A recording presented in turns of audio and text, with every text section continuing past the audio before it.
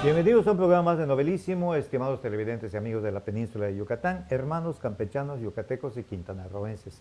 Soy Jaime Novelo desde su programa Novelísimo y el programa de hoy pues me emociona, me entusiasma, me motiva, y cuando uno no puede desarrollar por sí mismo las cosas porque las circunstancias no le permitieron hacerlo, pues apoya a uno en quien sí tuvo el acierto de avanzar sobre aquellas inquietudes que, aunque muy personales, no las pudimos desarrollar. Por lo tanto, es una vez más mi invitado en este programa, el arquitecto Enrique Peraza Peraza. Bienvenido, Enrique. Gracias, mi amor. Nuevamente a este programa de Novelísimo. Epigrafista, bueno, ya lo mencioné en la presentación, él es arquitecto y quiso estudiar antropología. Dios sabe por qué hace las cosas, ¿no? Digámoslo de esa manera, porque no voy a condicionar nada. Por algo eres arquitecto. Sin embargo, tuviste el gusto y la afición por entrarle a lo que es la epigrafía, que es muy amplio el concepto. Epigrafistas hay en todo el mundo, donde ha habido culturas ancestrales que han dejado vestigios de lo que hacían, de lo que pensaban a través de su escritura. La identificación de esto, pues, es la epigrafía. Tú eres un epigrafista autodidacta. Me encanta eso de autodidacta, porque no te encierras dentro de lo que ya fue investigado, sino tienes tu aportación personal, tus deducciones, que significa tu adentramiento en el tema.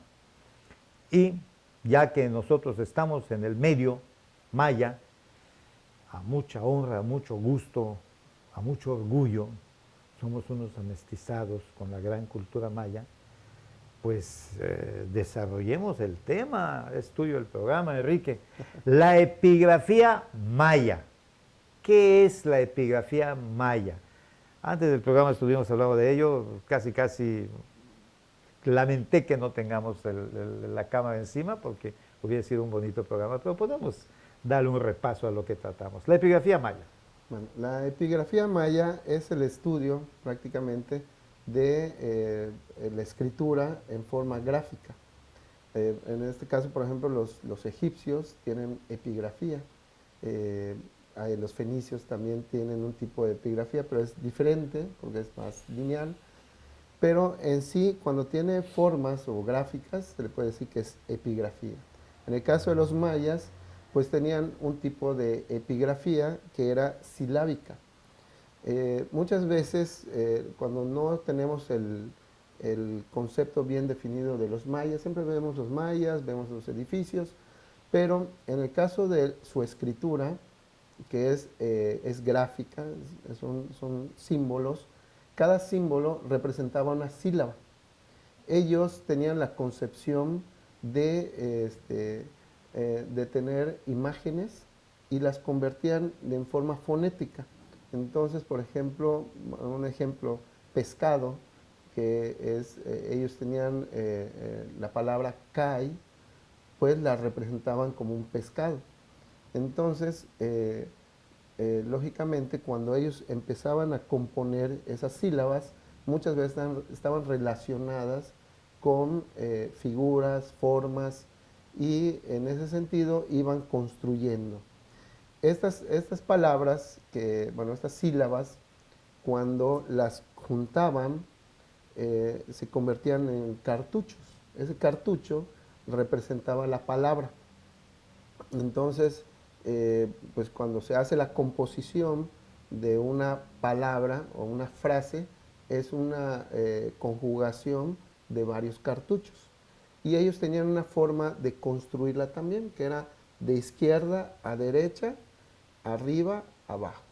Entonces, también tenían una regla para poderlas colocar. No era solamente ponerlas donde ellos quisieran. Había una regla que ellos ya tenían preestablecida para hacer esas composiciones de los cartuchos, que era una palabra. Entonces, esto pues no lo descubrimos nosotros, los investigadores. El primer investigador que lo logró determinar o detectar fue Yuri Norodzov. que eso en los programas pasados habíamos Habíamos hablado platicado de ello. de ello. Entonces, él logró hacer una especie de silabario. Ese silabario nos ayuda actualmente a poder ordenar de alguna manera para poder fácil buscarlo. O sea, buscar la sílaba. Su palabra correcta sería silabograma. O sea, los jeroglíficos de los mayas son silabográmicos. Y también tenían algunas figuras que se les puede llamar logogramas. Por ejemplo, la palabra Balam, tenían ellos un logograma, que era la cabeza de un jaguar. Pero asimismo se podía construir la palabra con 3 sílabas, que sería ba, la, ma, que sería Balam. Entonces juntabas esos 3 silabogramas, construías un cartucho y ya tenías la palabra. Entonces, de tal manera que los mayas podían ellos tener 2 formas de interpretar una palabra. Podía ser logográmicamente o silabográmicamente. O combinando quizá. O combinando también. Entonces, en base a eso, ellos de una manera artística, porque sí tenía, pues cada escribano o cada personaje que se dedicaba a escribir, pues tenía una cierta forma de escribir Estilo. o un estilo. Entonces, pues lógicamente hay veces vemos vasos, hay veces vemos estelas con una forma de dibujar. La escritura en los vasos, por ejemplo, era un poquito más fluida, Como nuestra letra Palmer, ¿no? Más más o menos, extendida, más es liviana, notorio más... a cuando tallaban Cuando tallaban, la piedra. ¿qué hacían? Pues lógicamente lo construían en especie de una cuadrícula. De hecho, los estudios de Dresde, por ejemplo, al final de las hojas aparece la cuadrícula. O sea, ellos dibujaban antes de empezar el dibujo en papel, dibujaban la cuadrícula para poder tener dentro de ese cartucho las palabras que debían dibujar, ¿no? Cartucho viene siendo, por ejemplo, yo soy un neófito en eso, soy un admirador, pues soy un neófito. Le podemos llamar cartucho al cuadro donde está una carita maya, no, usan Ujú. muchas caritas, ¿eh? Sí. Y luego sale como una coma, que me imagino que era que la persona estaba hablando. Ujú. Y luego si tenía algo pegado a la quijada o encima en la cabeza y es donde se va conformando. A esto tú le llamas el cartucho. Sí, sí. Eh, pero la composición de un cartucho intervenían varias silabogramas o figuras. Entonces, cuando juntaban o integraban varias sílabas, silabogramas, se convertía en un cartucho, en un cuadradito, y ese cuadradito ya representaba una palabra completa. Actualmente nosotros utilizamos logogramas. Por ejemplo, te voy a dar un ejemplo. El símbolo, por ejemplo, siga a la derecha. Es un logograma compuesto por una flecha y una palabra que dice derecha.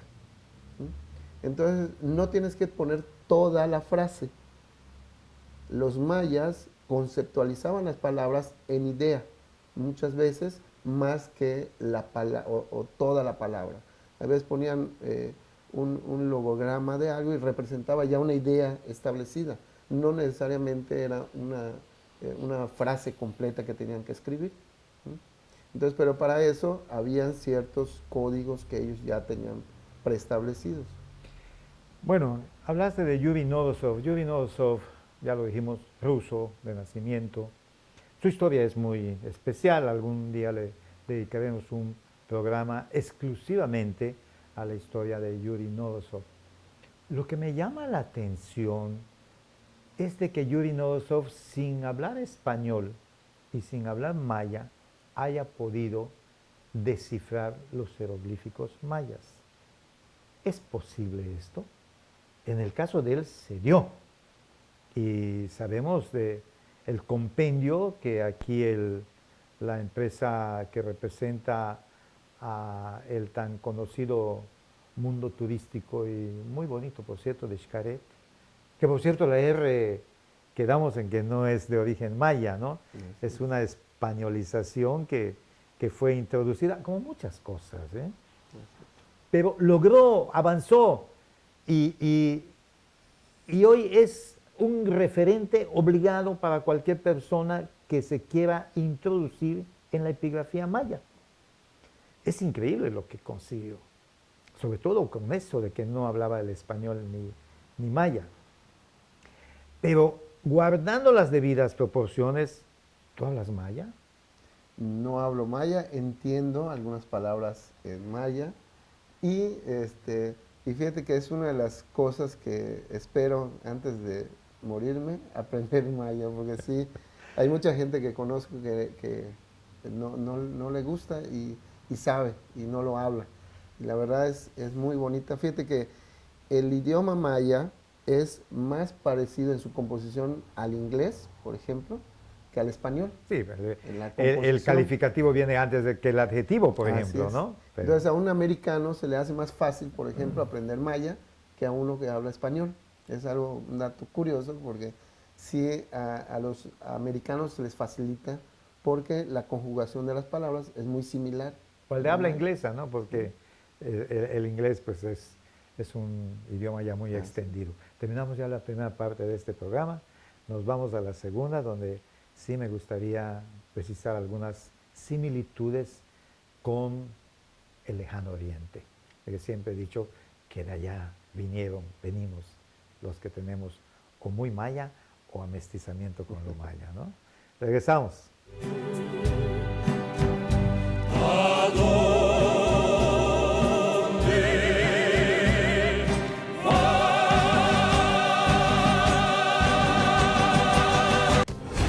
Las cosas que queremos, los proyectos que empiezan, las ilusiones concretadas necesitan una asesoría legal y una base concreta.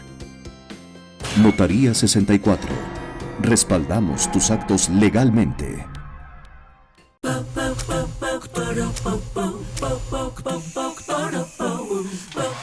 En Scissors encuentras la elegancia,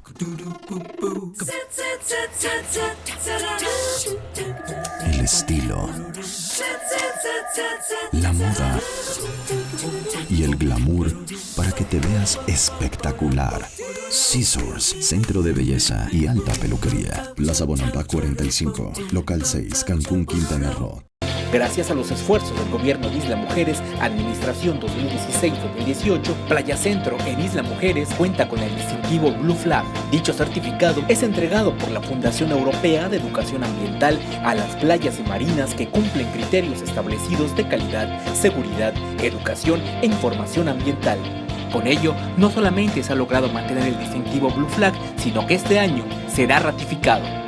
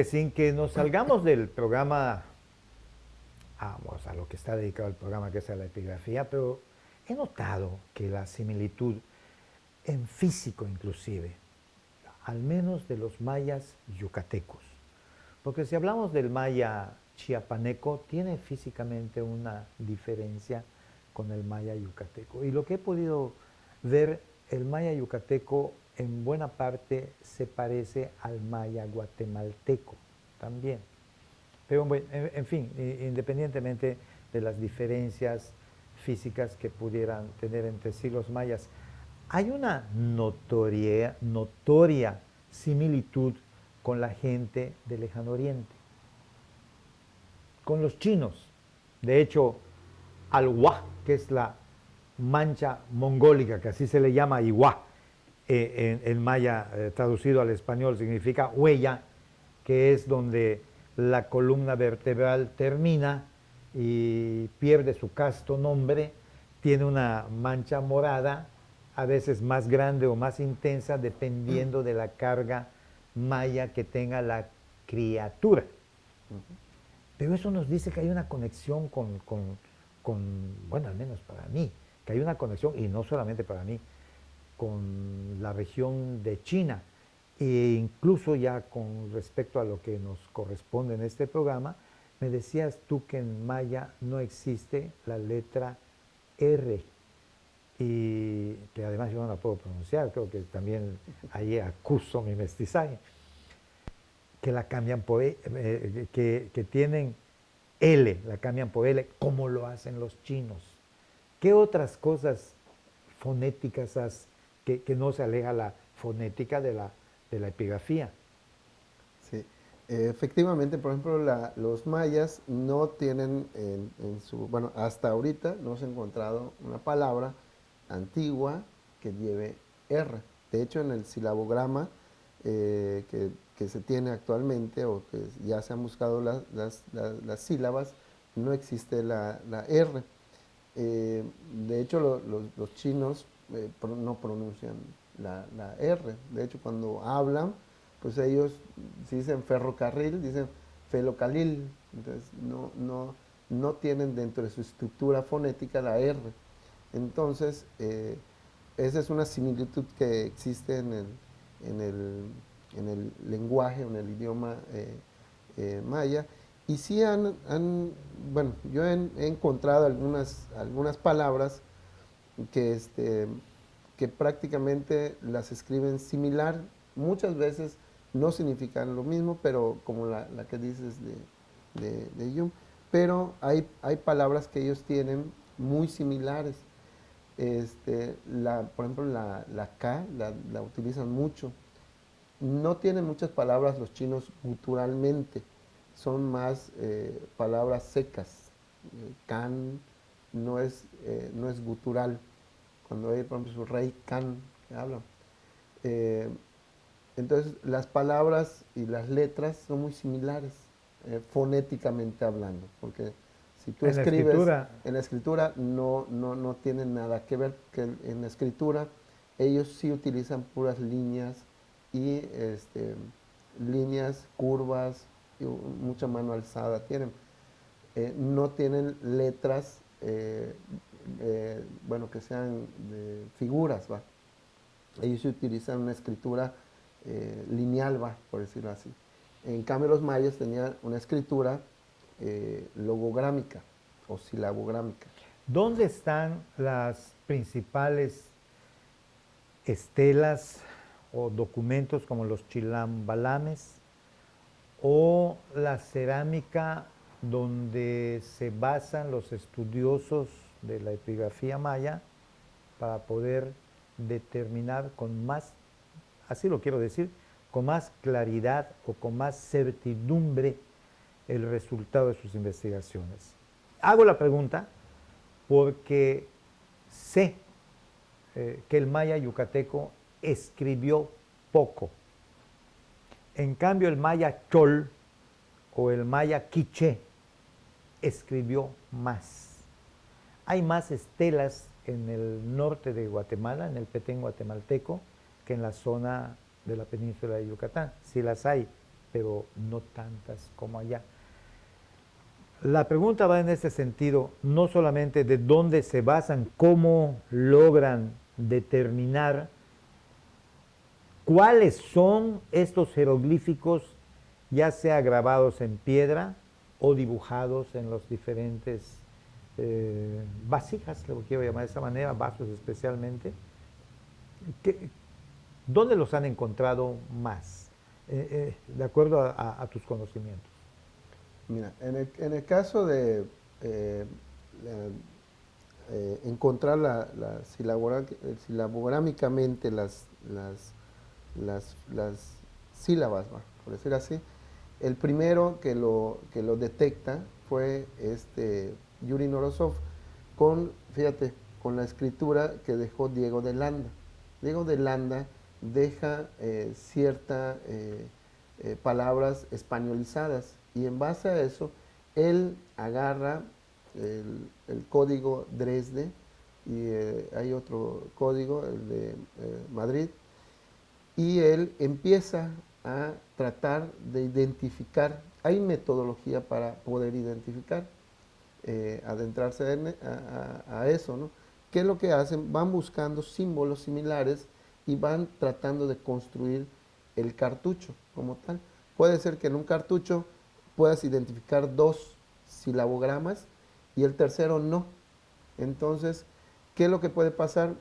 Empieza la investigación, la dejas, y después viene otro investigador al paso de los años y existen otros descubrimientos, por ejemplo, en Guatemala, Belice han estado descubriendo más estelas porque estaban ocultas, no las habían encontrado. ¿Qué es lo que pasa? Que cuando una ciudad no está encontrada, ¿qué es lo que pasa? Que no la han saqueado. Entonces, cuando no las han saqueado, eso permite que no dañen la infraestructura que hay. Hay muchos coleccionistas en el mundo que desgraciadamente dañan y se roban esa información por cuestión estética y de adorno, no por cuestión de investigación. Entonces, cuando logran los investigadores obtener esa documentación, se puede hacer el comparativo y se van buscando palabras similares. Entonces van unificando esas silabogramas que faltan. Eso ha ocasionado que, por ejemplo, Yuri Norsov había descubierto como 30, 40 silabogramas y actualmente llevamos como 140 silabogramas descubiertos. No te podría decir, oye, quién investigador o cuál, pero muchos investigadores intervienen en estos descubrimientos. Y todo eso se va documentando, Cada se va año, plasmando en una secuencia que lleve luego a facilitar el aprendizaje de todo esto. eh, existe a nivel internacional, bueno, en el caso de la cultura maya, a nivel internacional, hay investigadores muy importantes en Alemania, en Inglaterra, aquí mismo a través de la UNAM y la UADY, tratan de hacer convenios para tratar de tener la información. Más sin embargo, en los últimos 5 años sí se ha logrado de alguna manera que faciliten, sobre todo las universidades de Europa, facilitar a través de convenios con las universidades cierta documentación que pueda de alguna manera ir acelerando, tener toda la identificación. No es en un lugar específico donde se encuentra todo. ¿Qué es lo que pasa? Que facilita cuando no han dañado la construcción o alguna ciudad que ya está identificada pero no la han excavado. Entonces, cuando no la han dañado, eso ayuda a los investigadores a lograr identificar, ¿no? No sé en qué término pudiéramos tener toda la identificación de las silabogramas, pero ya se cree que estamos en un 70-80% de la identificación. Hay palabras que todavía no se tienen determinadas. De hecho, cuando se hacen los estudios de revistas y especializados, muchas veces ponen lo que creen que debe de ser, ¿no? Entonces, pero no necesariamente está identificada al 100% la sílaba o el silabograma que están representando, ¿no? Que eso es base para poder identificar ya la frase, ¿no? Primero las es. sílabas, la palabra y de ahí la frase completa. Sin embargo, yo creo que todos tenemos lógica y cuando tienes una identificación, por un lado, de algo que está totalmente interpretado y por el otro lado, o sea, estoy mencionando lados porque quiero decir que en medio no sabes lo que dice, pero si empieza diciendo tal cosa y termina diciendo otra, pues te puedes imaginar qué hay en el intermedio, usando tu lógica. Y vas plasmando, me refiero a los investigadores, lo que ellos consideran que es. Y cuando se repite esta situación es cuando viene la comparación. Es todo un trabajo, una vocación. Lamentablemente no escucho, sí los hay. Ya lo has mencionado, yo sé que sí los hay. Tantos mexicanos, y al hablar de México, por supuesto, más comprometidos los de la península de Yucatán, cualquiera de los 3 estados, en adentrarse más en estos estudios y mostrarle al mundo lo que esta gran civilización maya, que lo que ha dejado, nos hacemos tantas preguntas. ¿Cómo construyeron? Tengo un cuñado que es ingeniero y me decía, ¿cómo nivelaron? ¿Cómo hicieron que baje Kukulcán en la alfarda de la escalera, que es un reloj solar, y movieron las cosas de tal manera que de 3 nortes, el norte maya, el norte magnético y el norte natural? En fin, no soy tan experto, no sé si lo estoy diciendo correctamente. ¿Cómo lo hicieron? ¿Dónde plasmaron el estudio? Porque la historia de las estelas más bien habla de la jerarquía. ¿Quién era el que se estaba entronizando? ¿Quién era el niño que está cargando, que iba a ser su heredero? Y la señora que está haciendo el sacrificio, en el caso de Pacal, los antecedentes de Pacal en Palenque, en Chiapas.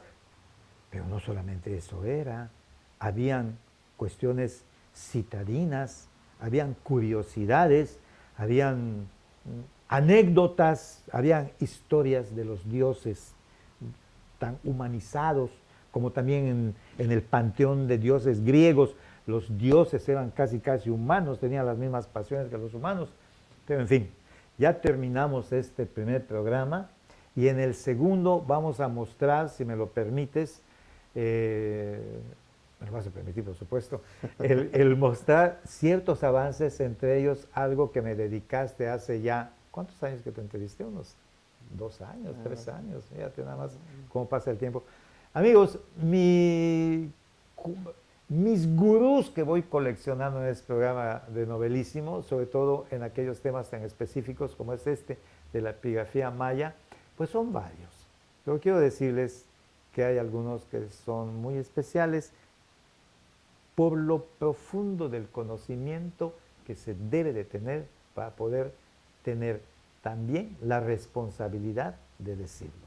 Por hoy, Enrique, muchas gracias por esta aceptación que hiciste a mi invitación. Y a ustedes, mis estimados televidentes y amigos, muchas gracias por la preferencia, su atención. Hasta la próxima.